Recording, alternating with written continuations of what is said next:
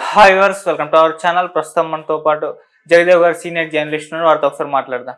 Sir నమస్కారం. Sir నమస్తే sir, first time Revanth Reddy గారు చంద్రబాబు నాయుడు గారు అరెస్టు గురించి ప్రపంచ కమ్మ మహాసభలు జరుగుతున్నాయి కదా, ఆ స్టేజ్ పైన స్పీచ్ లో ఆయన పరోక్షంగా మాట్లాడినట్టుగా వార్తలు అయితే వస్తున్నాయి సార్.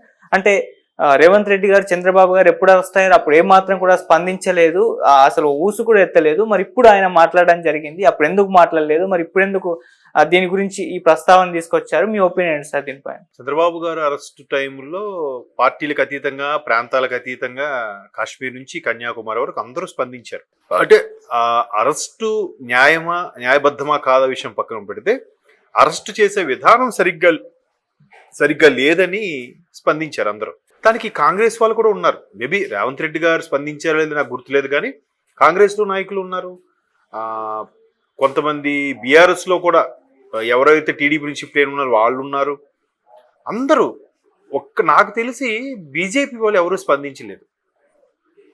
అది ఎప్పుడో మారో. అయితే ఇక్కడ మనం గుర్తుంచుకోవాల్సింది ఏంటంటే, చంద్రబాబు అరెస్టులో చాలా మంది చాలా చోట్ల నిరసన తెలియజేశారు. పక్క రాష్ట్రం కర్ణాటకలో కూడా ఐటీ ఎంప్లాయీస్ అందరూ కూడా నిరసన తెలియజేశారు. బట్ అక్కడ కర్ణాటక వాళ్ళు యాక్సెప్టెన్స్ ఇచ్చినప్పుడు తెలంగాణలో ఎందుకు శాంతి భద్రత సమస్య వస్తుంది? అప్పుడు కేటీఆర్ గారు శాంతి భద్రత సమస్య వస్తుంది ఇవ్వను అని అన్నారు. దాని మీద పెద్ద దుమారమే రేగింది. అంటే కర్ణుడి చావుకి అనేక కారణాలు అన్నట్టుగా బీఆర్ఎస్ ఓడిపోవడానికి ఇది కూడా ఒక కారణం అని కూడా కొంతమంది విశ్లేషకులు అభిప్రాయపడ్డారు. సో ఆ విషయాన్ని ఇప్పుడు రేవంత్ రెడ్డి గారు ప్రస్తావించారు. బీఆర్ఎస్ ఎటువంటి ధోరణి అవలంబించింది, మాకే తిరుగులేదు, మేము చెప్పిందే శాసనం, మేమే లైవ్, ఎప్పటికీ గవర్నమెంట్ మాదే ఉంటుంది అన్నట్టుగా బిహేవ్ చేసింది అని చాలామంది ఒక విధంగా నియంత్రిత పోకడలకు వెళ్ళిపోయింది బీఆర్ఎస్ కానీ కేసీఆర్ గారు కానీ అని చాలామంది అభిప్రాయపడ్డారు. అయితే చంద్రబాబు గారు అరెస్టు విషయంలో ఏదైతే కేటీఆర్ గారు శాంతి భద్రతా సమస్య వస్తుంది వద్దని చెప్పారో దాన్ని ఇక్కడ కమ్మ మహాసభలో ప్రస్తావించడం జరిగింది. నాకు తెలిసి ప్రపంచ కమ్మ మహాసభలు ఇంతకుముందు ఇంత ఫ్రీక్వెంట్గా జరిగాయని నేను అనుకోవట్లేదు గడిచిన సంవత్సరాల్లో. ఇప్పుడు ఎందుకు పెడుతున్నారు ఏంటి అంటే, ఆంధ్రప్రదేశ్ పరిస్థితి తీసుకుంటే 2019 నుంచి 24 మధ్యలో జగన్మోహన్ రెడ్డి గారి గవర్నమెంట్తో చాలా రకాలైన భావజాలం రుద్దేశారు. ఎట్లా? వీళ్ళు కమ్మాలు, వీళ్ళు రెడ్డీలు, వీళ్ళు రాజులు అంటే ఒక సామాజిక దృక్పథం బాగా ఇంజెక్ట్ చేసేసారు. రాజకీయానికి కులం రంగు పులిమి పరిస్థితికి వచ్చేసింది. ఒకరి మీద ఒకరు దాడులు చేసుకోవడం, పదవిలో ఉన్న వాళ్ళు పదవిలో లేని వాళ్ళకి దారుణంగా విమర్శించడము, అమ్మ అయ్య బూతులతో పాటు భార్యల్ని పిల్లల్ని విమర్శించడం, ఈ రకమైన సంస్కృతికి తెరలేపారు గత 5 ఏళ్ళు చూస్తే. సో ఒక్కసారిగా ఏదైతే ఒక కమ్మ సంఘం ఒక పర్టికులర్ వర్గానికి సపోర్ట్గా ఉంటుంది అనుకున్నారో ఆ వర్గం అంతా కూడా ఒక్కసారిగా అలాగ అణుచుకొని ఉండి ఒక్కసారిగా బయటకు వచ్చారు. ఖచ్చితంగా మనం అంటూ ప్రూవ్ చేయాలనే ఉద్దేశము మరొక ఇతర కారణాలు కానీ కమ్మ మహాసభలు అని పెట్టడం జరిగింది. నాకు తెలిసి గతంలో పెట్టారన్నట్టుగా గుర్తులేదు. ఎప్పుడో పెట్టినరోజు కానీ దగ్గర ఈ గడిచిన కొన్ని సంవత్సరాల్లో అయితే ప్రపంచ కమ్మ మహాసభలు పెట్టిన సందర్భాలు అయితే లేదు. ఒకవేళ పెట్టుకున్నా ఇట్లా ముఖ్యమంత్రి స్థాయి సెలబ్రిటీలని దానికి ఆహ్వానించిన సందర్భాలు అయితే నేను చూడలేదు. సో ఇప్పుడు దీనికి రేవంత్ రెడ్డి గారు అటెండ్ అవ్వడం, మొన్న చంద్రబాబు గారు రేవంత్ రెడ్డి గారిని కలవడానికి వచ్చి రాష్ట్రాల యొక్క ఏవైతే సెటిల్మెంట్లు ఉన్నాయో, విభజనకు సంబంధించిన సమస్యలు ఏవైతే ఉన్నాయో వాటి గురించి చర్చించుకున్నప్పుడు కూడా చంద్రబాబు గారిని బేగంపేట ఎయిర్పోర్ట్ నుంచి ఆయన ఇంటి వరకు వర్షాన్ని కూడా లెక్క చేయకుండా ర్యాలీగా వెళ్ళడం. సో టీడీపీకి కూడా సానుభూతి పరులు ఉన్నారు, అభిమానులు ఉన్నారు, కార్యకర్తలు ఉన్నారు. ఆప్షన్స్ లేక కొంతమంది తొక్కియడం వల్ల, కొంతమంది పార్టీని అసలు నామరూపాలు లేకుండా చేద్దామనుకున్న వాళ్ళ వల్ల టీడీపీ అలాగా స్తబ్దుగా ఉండిపోయింది. సో అది మళ్ళీ ఊపిరి పోసుకుని బయటకు వచ్చే అంశం అనిపిస్తుంది నాకు. ఇప్పుడు రేవంత్ రెడ్డి గారిని పిలవడం ఏంటి ఖమ్మం మహాసభలకి, దాన్ని ఇక్కడ బీఆర్ఎస్ అవలంబించిన తీరుని ఈయన ప్రస్తావించడం, చంద్రబాబు గారు కూడా ఇక్కడికి రావడం, మరలా టీడీపీ ఊపిరి ఊదుకుంటుంది, నెక్స్ట్ ఎలక్షన్స్కి టీడీపీ ఒక 20 సీట్లను గెలుచుకునే పరిస్థితిలో ఉంది అనే సంకేతాలు ఇవ్వడం, ఇలాంటి విషయాలన్నీ పక్కన పెడితే రేవంత్ రెడ్డి గారు కాంగ్రెస్ గవర్నమెంట్ ఫామ్ చేసినప్పుడు టీడీపీ తెలంగాణలో పోటీ చేయలేదు, లోపాయకారిగా టీడీపీ కాంగ్రెస్కి మద్దతు ఇచ్చింది, అందువల్ల కూడా కాంగ్రెస్ గెలవడానికి ఒక కారణం అన్నట్టు కూడా కొన్ని పత్రికలకు ప్రచురించాయి. మేబీ లోపాయకారంగా ఉన్న సయోధ్య ఉందేమో, బట్ ఎక్కడా ప్రకటించలేదు. టీడీపీ అనేది కంప్లీట్గా ఎన్డీఏ కూటమిలో ఉన్న పార్టీ, కాంగ్రెస్కి దానికి అది ఇండియా కూటమి, కంప్లీట్గా విభేదాలు.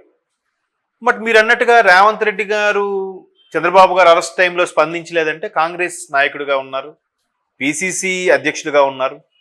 మరోవైపు బీఆర్ఎస్ లాంటి పార్టీ, టీడీపీ అనేది కంప్లీట్గా ఆంధ్రాలకు చెందిన పార్టీ, ఆంధ్రాకు సంబంధించిన పార్టీ, చంద్రబాబు నాయుడు ఆంధ్రాకే పరిమితం, అక్కడ పరిమితం కాదు అనే ఉద్యమం టైం నుంచి కూడా ఒక రకమైన ఇంజెక్ట్ చేశారు.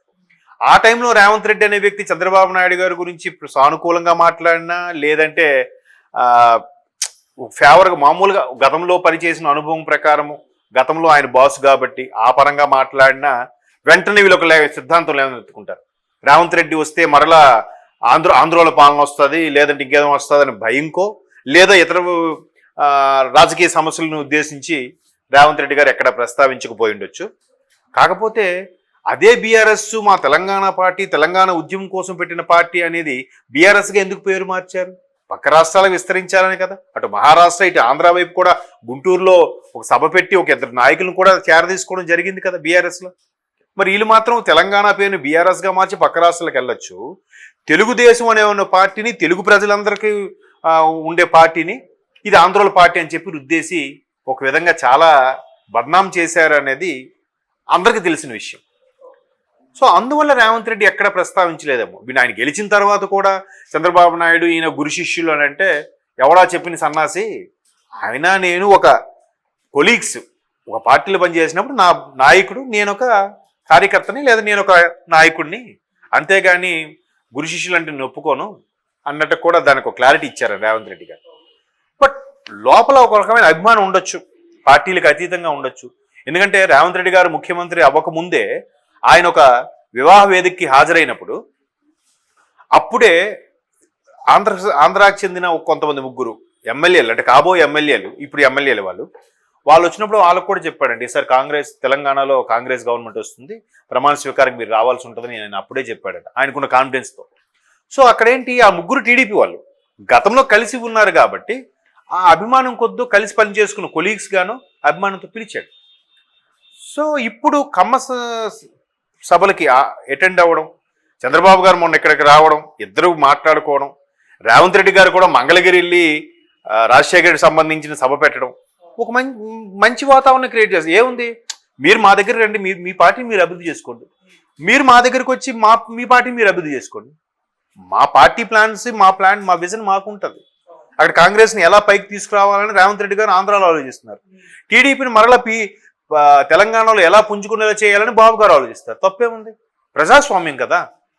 అంతేగాని కావాలని మేము మాత్రం పక్క రాష్ట్రాలకు విస్తరిస్తాం, వేరే వాళ్ళు మాత్రం విస్తరిస్తే వాడిని భూస్థాపితం చేసేస్తాం అనే నియంతృత్వ పోకడలు పోవాలి. సో అటువంటి పోకడలతోనో, లేదంటే చంద్రబాబు గారు ఆ నిరసనకి అమెరికాలో కూడా నిరసన తెలియజేస్తే ఇక్కడ నిరసన తెలియజేయద్దు అనడానికి ఏంటి రీజను? గవర్నమెంట్ మీదనే కదా. మరి ఇదే తెలంగాణ ఉద్యమం అయినప్పుడు అమెరికాలో కూడా తెలంగాణ ఉద్యమం నిరసన తెలియజేశారుగా, పక్క రాష్ట్రాల్లో కూడా తెలియజేశారుగా, ఢిల్లీ జంతర్ మంతర్ దగ్గర కూడా తెలియజేశారుగా. మరి వేరే వాడి సమస్య వచ్చేసరికి మీకు సంబంధం లేదు, అప్పుడు మాత్రం శాంతి భద్రతల సమస్యలు వస్తాయి. ఇది కూడా బాగా యాంటీగా అయ్యింది, గవర్నమెంట్ పోవడానికి ఇది కూడా కారణమని చాలామంది అభిప్రాయపడ్డారు. ఆ అభిప్రాయాన్ని వాళ్ళు రేవంత్ రెడ్డి గారు ఖమ్మం మహాసభలో పెట్టారు. మొత్తం మీద అంటే ఒక ఆహ్లాదకరమైన వాతావరణం. మీ పార్టీని మీరు డెవలప్ చేసుకోండి, మా పార్టీ మేము డెవలప్ చేసుకుంటాం, మా పార్టీ వచ్చినప్పుడు మీరు అడ్డు చెప్పొద్దు, మీ పార్టీ వచ్చినప్పుడు మేము అడ్డు చెప్పొద్దు, అది మంచి పద్ధతి. సో అట్లా మాట్లాడడం కూడా, ఖమ్మ సభలకు వెళ్ళి మాట్లాడడం కూడా అందరి దృష్టిని కూడా ఒకసారి కేంద్రీకృతం అయ్యేలా చేసింది. చూద్దాం నెక్స్ట్ తెలంగాణలో టీడీపీ ఏ స్థాయిలో పుంజుకుంటుందో అని కూడా ఒక అభిప్రాయం రావచ్చు. ఇప్పుడు దీని మీద రేవంత్ రెడ్డి గారు కూడా ఖచ్చితంగా విమర్శలు ఎదుర్కొంటారు. ఈ మళ్ళీ టీడీపీకి, ఆయన కాంగ్రెస్లో ఉంటూనే టీడీపీ ఫేవర్గా మాట్లాడుతున్నాడు, మళ్ళీ బీజేపీలోకి వెళ్ళిపోతాడు, కొంతమంది ఎమ్మెల్యేలతో అన్నీ పెడతారు. నెక్స్ట్ రేపు రాబోయే రోజులు అవన్నీ చూస్తాం మళ్ళీ మనం.